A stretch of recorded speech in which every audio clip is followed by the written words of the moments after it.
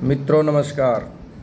और देखिए, कल हमने प्रतिमा नाटक के चौथे अंक का एक श्लोक आप सभी के सामने प्रस्तुत किया था फेसबुक पर और यूट्यूब पर, जिसमें बहुत ही अच्छी उपलब्धि रही और सभी ने रुचिपूर्ण ढंग से उसको सुना समझा है। तो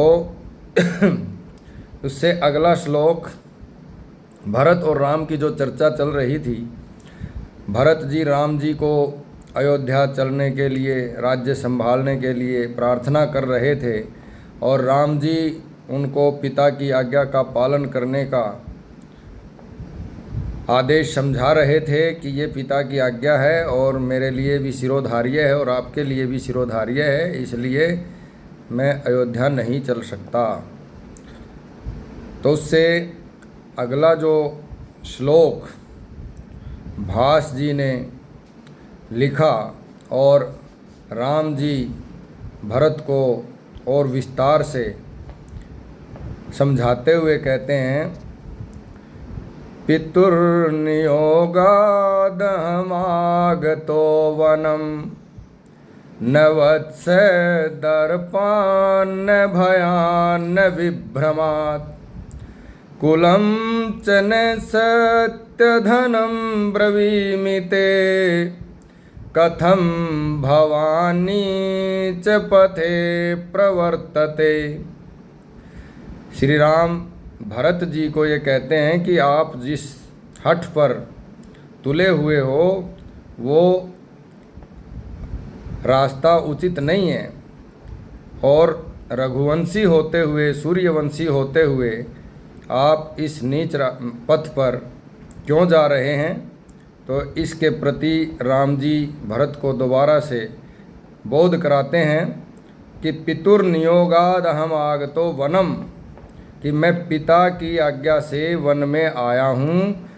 वत्स है भाई, न दर्पात, न घमंड से, न भयात, न भय से, और न विभ्रमात, और न किसी भ्रम से आया हूँ।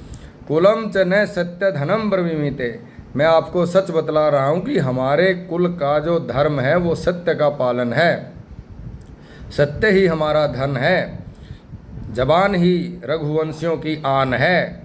इसलिए कथम भवान नीच पथे प्रवर्तते, आप इस नीच मार्ग पर, इस निम्न रास्ते पर, निकृष्ट पथ पर क्यों जा रहे हैं। मुझे वापस अयोध्या के लिए क्यों बार बार कह रहे हैं और क्यों प्रार्थना कर रहे हो, और आप मुझे ये कहते हो कि मैं आपके स्थान पर 14 वर्ष का वनवास काट लूँगा और आप राज्य करें। तो ये कोई बदला नहीं है, ये कोई निक्षेप नहीं है। निक्षेप में चीज़ें अदली बदली जाती हैं, तो हम इस प्रकार का सौदा नहीं कर सकते और पिताजी की जो आज्ञा है वो हम दोनों के लिए शिरोधार्य है। तो कितना उत्कृष्ट भाव है और भास जी ने कितने ही व्यावहारिक शब्दों में इस प्रसंग को रखा है। अभिज्ञान शाकुंतल की तरह ये चौथा अंक प्रतिमा नाटक का भी विशेष रूप से प्रभावशाली और रोचक है। धन्यवाद।